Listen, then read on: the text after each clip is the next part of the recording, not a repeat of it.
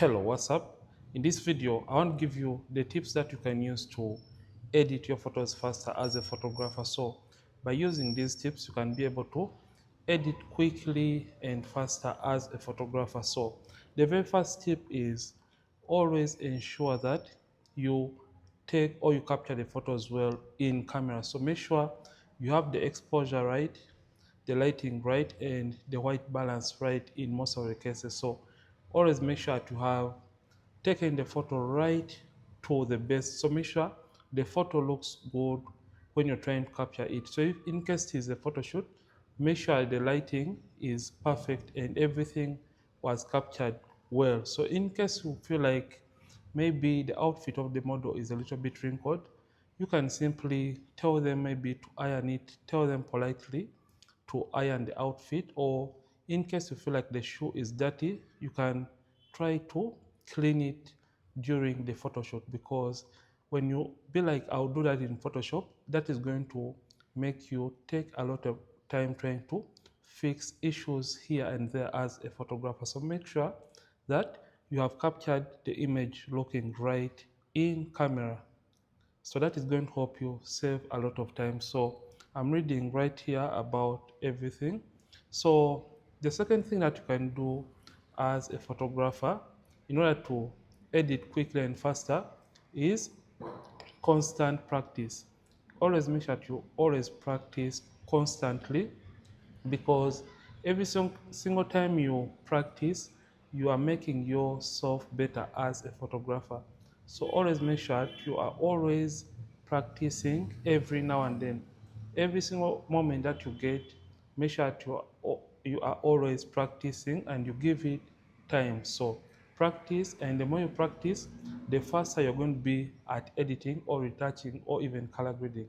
So the other thing that you can do to edit quickly and faster is always make sure to have the right display. By display, I mean the computer, for example, the monitor or the laptop that you're trying to use to edit is showing you very nice and accurate colors, because you don't want to take a lot of time trying to guess which color, or in case you have color graded the photos right or well. So make sure that the display or the monitor or the computer you are trying to use is showing you colors right and accurately, so that you don't have to guess, putting the phone or putting the photo rather on the phone to see if it looks good to you, then you go back to your computer trying to guess colors here and there. Is going to consume a lot of your time as a photographer or as a retoucher.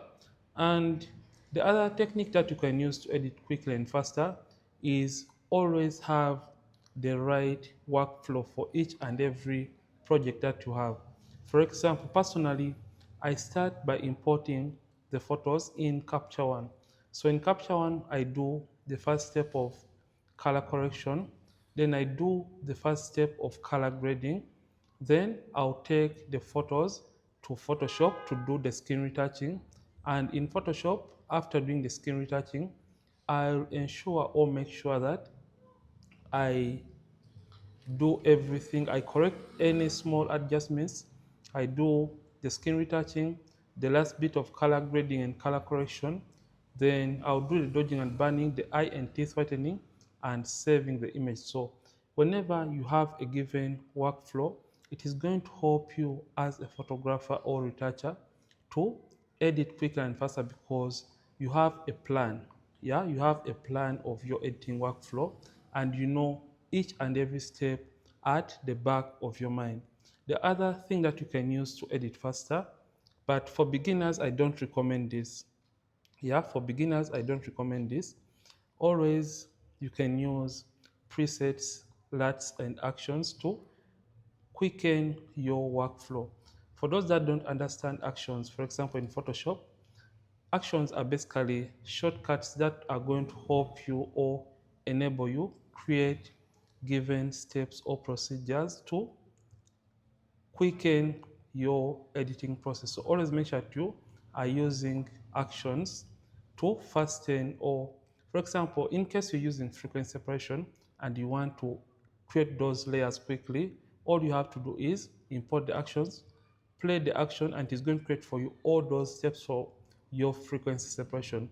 Actions don't help you edit, they just simply shorten or they create a shortcut for a given step or procedure in Photoshop or in any kind of software that you use to edit. And you can as well use LUTs or presets, but you can't go into using this before understanding how these actions work at the back end. That is why, as a photographer, you always have to learn to create your own or custom actions that are going to be working to your taste or to your liking.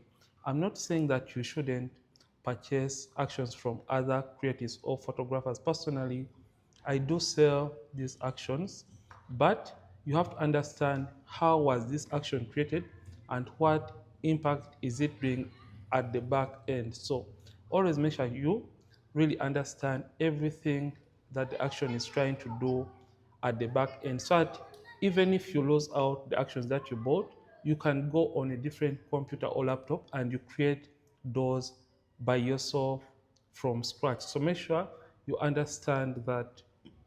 So create your own actions and have your own actions that are tailored for you as a photographer. So by using these tips that I've shared with you, you can be able to edit quickly and faster as a photographer. I hope you have loved this video. Don't forget to like the video and don't forget to subscribe.